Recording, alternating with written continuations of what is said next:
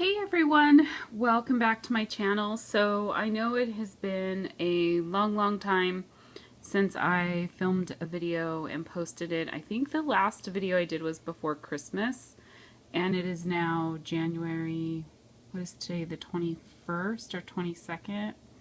I don't know the exact date, but so I apologize, one, for having, been missing for a while, but I was just really busy with Christmas and trying to get ready for Christmas and spending time with my family.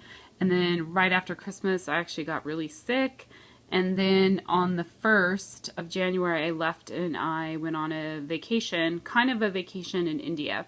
So I'm actually going to spend the next few minutes talking a little bit about my vacation, just so I can share that with you guys. If you are a friend with me on Facebook, you probably already knew I was in India because you probably saw pictures and stuff. And if you're in one of the groups I'm in, I talked just briefly about it.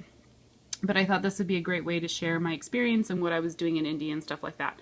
So for you to have something to look at, I put these soaps in front of you, but I am going to get into kind of like a haul type video and share with you the things that I purchased while I was in India. And so all these soaps in front of you are some of the things that I got.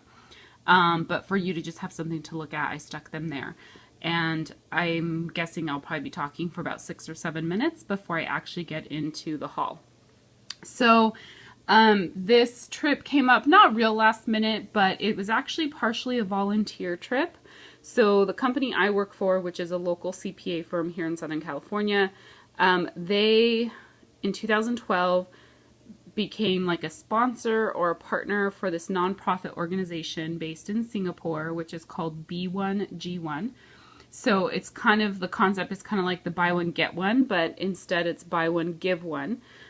So the whole concept of that is that they partner with companies around the world that then do I'm trying to think of the right words for it, but that then contribute money or donate money to B1G1 and the causes that they are supporting every time you sell something. So since we're an accounting firm, we do taxes always the beginning of the year. So we're going into tax season. Now, I don't do taxes, but a lot of the other people in my office do.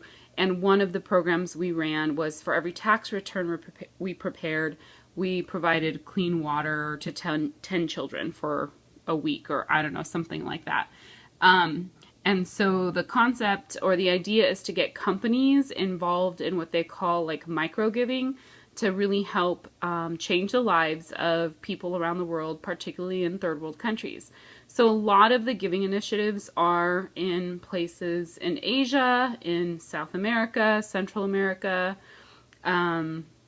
Africa, like places that really you have extreme poverty, lack of education, substandard living environments, that type of thing.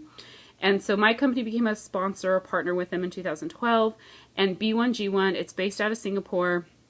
It really was started by two people, this guy named Paul Dunn and a woman, Masami Soto, I think is her last name, that they just both had a passion for giving back. And they decided to kind of start this nonprofit. And the great thing is that all the funds that the companies donate go directly to the nonprofits that they're wanting to support and the causes that they want to support.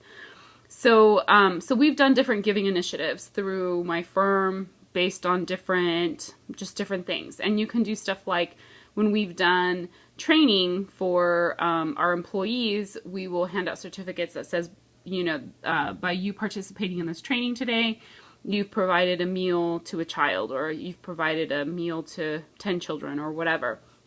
And the company, my company actually gives the money to B1G1 to pay for that.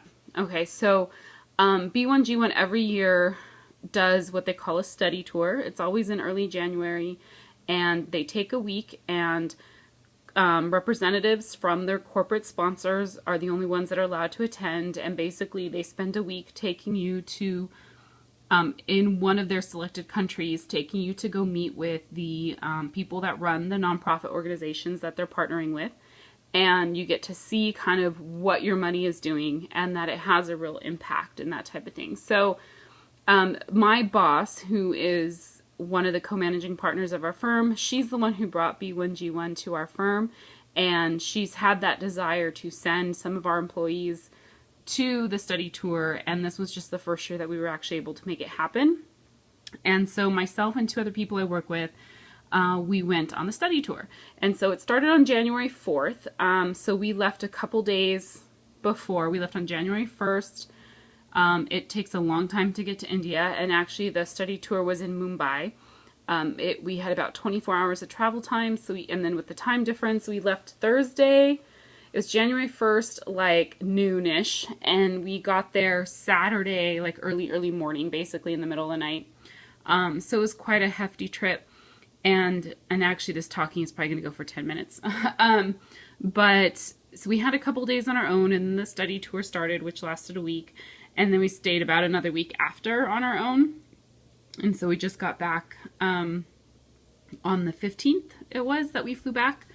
So it was an amazing experience. So I'm not going to share like a ton of detail with you, but I do want to share a little bit about kind of what the purpose was and why I was gone, and just so you have an idea, you know, of kind of where I've been and why I have not been here. And then now that I'm back, I'm adjusting back to this time zone, and it's been really difficult because I've been working and coming home at night completely exhausted and just not having the energy to film any videos. But just to give you an idea of kind of how the study tour worked, one of the nonprofits we visited was called Midday Meals. And the Indian government passed a law that required public schools to provide 1 meal a day to the children. And public schools in India, pretty much poor children go to public schools and wealthy children go to private schools. So within the public school arena, pretty much all the children are in some level of poverty. And the government realizes that in order for them to change this continuous cycle of people living in such poverty, that they need to get the children educated so that they can get good jobs when they grow up. And so one of the incentives of them trying to get children educated was to provide meals in schools, because parents were pulling their kids out of school at young ages, like 6 or 7 years old, so that they could work and bring money into the home. So they were thinking, if we can provide food to these children when they're in school, it's one less mouth to feed for the parents, and so maybe they'll allow their children to continue in school. So, but the government didn't know how to implement that. They passed this legislation, but then they had no idea how to implement it. So it took several years, but eventually the way it happened is that nonprofit organizations kind of stepped up, and they were created, and they are responsible for making the meals to meet the standards under the legislation in a very clean and sanitary environment, and to feed these children every day. And the government is giving them 50% of the cost, is covering 50% of the cost, and then it's up to these nonprofits to raise the remainder of the money to be able to fund these programs. So we met with one of the founders of one of the nonprofits, and he talked with us about how it got started, how they operate, kind of why he got involved in that, and really just gave us the background. And one of the things that was amazing to learn was that it only cost 10 US cents to provide 1 meal to 1 child a day. So the children attend school for 220 days a year. So for an entire year, you can feed a child for $22. So it's amazing how much of a difference you can make with such a small dollar amount.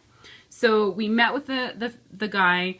He talked about the program with us, and then we got to see the kitchen where they actually make the meals, and then they allowed us to try the meals, which is excellent. It's India, so it was rice, and then all their meals are vegetarian, so it was like a vegetable, potato, bean-based like curry that then they serve over the rice, and it was excellent. The food was excellent.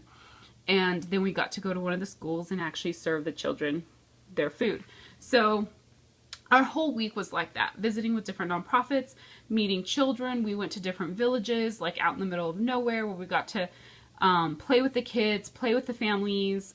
We provided like blankets. We went through a couple slums. We provided educational materials to some of the schools, and it was just amazing to see the impact. So one of the things I'm going to do, I don't know how quickly I will get this done, but I'm hoping to get it done soon, is do kind of a video of with all the pictures and the videos that I took while I was on the trip to kind of be able to share kind of my experience and what I saw and what we did. Because I don't know how else to communicate that to people but to show them pictures and videos. And it was just an amazing experience. And I did have to cover a majority of the cost on my own. My firm kicked in they covered half of the cost of the study tour, which, and then we had to cover the other half of the study tour plus our airfare. And then because we stayed longer, you know, before and after, we had to cover all of our own costs for that extra time that wasn't part of the study tour. But it was definitely worth it. And so just, it was overall an amazing experience. If you have ever been to India, or if you have, you know, you may know, or if you haven't, the people of India are just amazing. Very friendly, very hospitable. The children are extremely happy, even though they may have almost nothing compared to our standards. You know, they're very happy. The people have like a sense of community, which is something I think we're missing in a lot of the United States and a lot of like first world countries. We're so obsessed with things that we have and making money and working that I think we sometimes lose like the relationship with people and the connection with people and the community that we should have, but we don't. So it was an amazing experience, and it touched me so much. And now the three of us that went, we're going back to our firm and we're going to share our experience so that we can encourage other people to then go on the study tour in future years. So my firm wants to continue this every year, and we're going to just we were the pioneers, I guess, for it this year to really experience it and see if it was worth it, which it definitely was. And then we're hoping to just every year be able to send people from our firm to go participate in this. So it was just a phenomenal experience. So anyhow, so that's kind of where I've been. And so I'm just going to quickly, because now we're already almost at 12 minutes, quickly go through kind of what I bought just for fun to share it with you. I have a really big purchase that I made that actually has not arrived yet. If it arrives, it should be here any day, because one of the girls that went with me, she purchased the same thing and hers arrived. It was shipped from India because it was too big to carry home. Hers arrived yesterday, so I'm hoping mine will come like maybe tomorrow. I'm hoping it shouldn't be too much longer. And then I'll maybe add a clip at the end of that to show you that if it comes before I post this, or I'll just include it in another video. But anyhow, so I'll go ahead and jump right in. So in India, the currency is rupees, and for every US dollar, you get about 60 rupees is roughly the exchange rate. So things were actually very, very cheap in India. Transportation, food, everything, souvenir shopping was pretty, you know, inexpensive. So they have all these soaps, like you pretty much see that everywhere. They have a lot of like herbs and spices, and then kind of like facial products and soaps and stuff like that. So all these soaps smell fantastic. So I actually got a bunch. So this one is lemongrass. And just to kind of show you, so the RSP there that says 165, that's how many rupees this is. So that's like 180 rupees would be $3. So this was, you know, a little bit under $3, which I think is a good deal. And this was from like a fancy store that they have there in India, well, in Mumbai, the city we were in. I was going to try and take it off. But this is not, you can tell there's like glycerin like chunks inside, but it's actually looks like it's more of like a creamy kind of soap base. So this one is in lemongrass, and it smells fantastic. Super strong and super good and very fresh. And then I'll just kind of jump through these really quick. So the rest of these are all, well, I think they're glycerin. There's another one that's kind of white, but this is rose and geranium. And oh, these ones were actually, are these others here. This one was the higher amount, but these others, where's the price? Is it on here? It's hard to see. Let's see. It's not going to focus. Why is this not focusing? There we go. So MSRP, you can see that over here on the left, right? My big old finger, which that is right there. And that says, it says 85. It's probably kind of hard for you to read, but it says 85. I think they're all, well, actually this one's 75. So some of them are different prices. I don't know why. Yeah, that's weird. This one's more. But that's just a little bit over $1, like $1.50 maybe. So this is rose and geranium. This one is neem aloe vera. Smells very fresh and delicious. This is cocoa butter. And then I got several more of these, and I've given some as kind of little souvenirs to family and friends. Mint, which this one smells fantastic. I love mint. It smells like such a good mint. And then this last one, this is one that looks like it's kind of a cream base because it's like a opaque white. It's jasmine, and this one smells amazing. Really, really good. So I'm excited to bust into those. I have not been using them because I wanted to save them for this video, and now that I am hauling it, I can use them. So back when I was a kid, my great-grandmother had a bunch of thimbles. If you know what a thimble is, it's the little thing you stick on the end of your finger when you sew. You can push the needle through, and it protects your finger. So, but now they make, you know, I don't think anyone uses thimbles. I don't know, maybe in some factories, like clothing factories, they do, but everything's done by machine now. So, but my great-grandmother, when I was a kid, she gave me a collection of thimbles that she had, and then my family just kind of naturally picked up on that and started giving me thimbles when they would travel somewhere. So now I have kept up that collection. So when I go someplace, sometimes it's hard to find good ones, but when I go someplace that I can find a decent looking thimble, I always buy one for myself. So this is one for India. So this is what it looks like. You know, a thimble. It goes on the tip of your finger. But they're obviously, why is my camera not wanting to focus? They're obviously decorative. You can kind of see it. It has the Taj Mahal on it. And then, I don't know, whatever that is. Like a skyline or something. But anyhow, so I got that thimble. And then I also, okay, so on the way home, we had a long layover in Switzerland, in Zurich. And so it's actually really easy to get from the airport into the old town of the city, the old part, like the historic part of the city. It's like a 10-12 minute train ride. So we actually left the airport and took the train into the city, and so we walked around, got breakfast, did some shopping, took pictures. So since I was there, I went ahead and bought a thimble from Switzerland as well. So super cute. It was really cold there because it's winter and they're so far north. I mean, there's always snow on the mountains in Switzerland anyways, but it being winter made it even colder. Luckily, there was no snow in the forecast and no snow while we were there.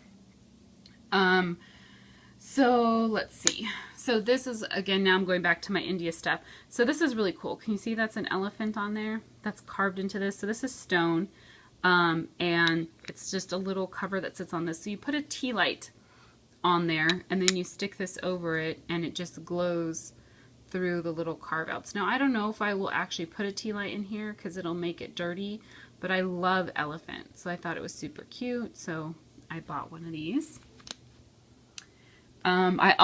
The coffee in India was fantastic, so I bought this big thing of coffee. It's dark forest, so it should be a dark, rich coffee, and so I'm really excited to try this one, and I just love the tiger on the can. So, nice big thing of coffee. This is something that you see a lot of. They drink a lot of tea in India. Let me move this up.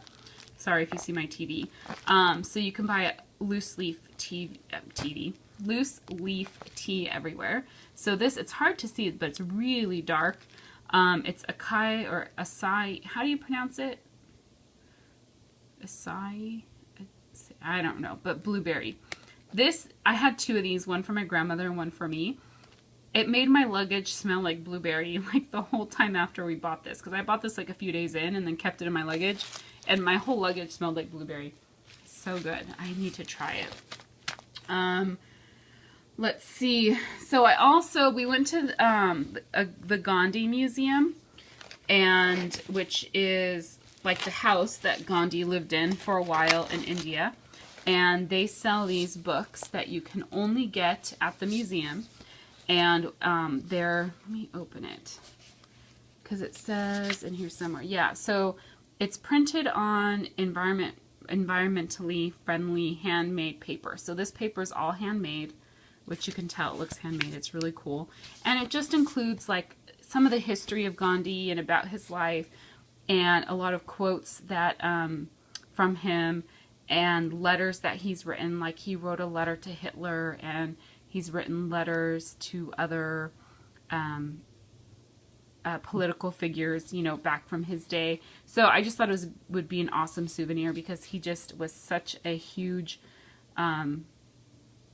factor. I mean, he was the one who helped India get its freedom from the British. So, you know, amazing person, and the spirit of him. I mean, if you know anything about him, or if you watch the movie, he's very much about peaceful, like, protesting and nonviolence. And it really impressed me because you can kind of still see a lot of that in the people in India and how peaceful and spiritual and pleasant they are. It was just amazing. So I thought it would be a neat souvenir to have.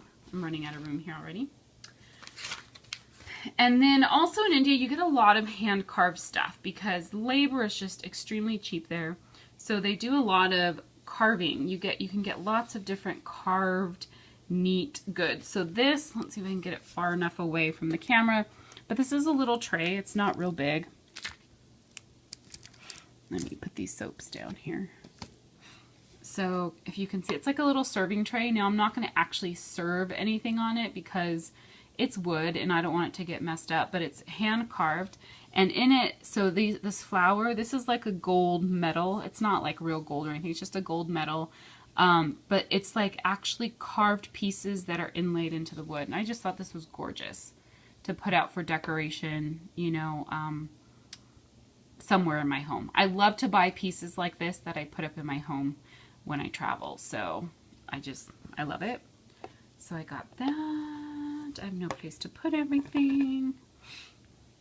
And then the last thing I'm going to show you is actually a picture. It's more about the story behind the picture than it is the picture itself, but it is a really cool picture. So I'm going to have to back up a lot with my camera. But I quickly said it in passing, but one of the things that we did on this study tour was we went to 2 different slums. One was a smaller slum that they never allowed tourists into the slum. So it was like the first time they've allowed people into the slum. And the reason we did is because one of the nonprofits that B1G1 works with is a nonprofit that's trying to help go in and start up schools within the slums to help educate the children and again break the cycle of the slum living, because people in the slums live in extreme poverty, and because they're actually technically illegally squatting on land that they don't own, they don't have government services. So they don't have water, they don't have electricity. Now, some of the slums have been there for so long and the government has come in and provided some level of services. Like, so now a lot of them do get running water, like limited running water in like kind of common areas, not in their homes. And then some of them have electricity because they've tapped into it illegally and stuff. But so we went into 2 different slums. The second one we went into was actually, supposedly it's the world's largest slum. It's called Dharavi slum, and it's in the middle of Mumbai. It was started, you know, it kind of started getting built up in the late 1800s, and now it's grown to over 2 million people that live in the slum, and it's 2 square miles. So they have 1 million people living in 1 square mile, completely dense population.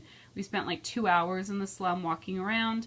It's actually like a whole city within a city. It was completely amazing, eye-opening experience, just really interesting. So one of the places we visited in the slum was this art center that is again funded by a nonprofit, and part of what they're trying to do is bring the arts to the children and give them something to do on the creative side, you know. And so what they do, one of the things that they do is they teach children, and so this is going to get shaky, I apologize, but they teach children how to take pictures. So this is a photograph that was taken by a child that lives in the slum, and I thought it was just adorable because it's of the children there. And they print the pictures onto kind of poster size paper. It's like a thick paper, and you can buy it, and the funds that you use to pay for it goes to help, you know, support the art center. So I just picked out one that I really, really liked because I just wanted to support the program. And it's really cool because you can actually send cameras, because they're trying to, you know, these children don't have access to cameras on a regular basis. So I'm going to go ahead and put that down. So they actually gave us information on how we could actually mail old cameras to them so that they could use those with the students and stuff. So it was just a really amazing experience. So this is kind of the stuff I bought. Just wanted to share it with you. I'm going to go ahead and cut this off now because it's been 25 minutes. Hope you enjoyed. I do have a few more videos I'm going to film. I'm not going to get them all uploaded at the same time, but I do have a few hauls. I need to do my wax melting review, and then I'm also going to try and do that kind of video, like a montage of all the pictures and videos from the trip. So thanks for watching, everyone. I hope you enjoyed this. Talk to you soon. Bye.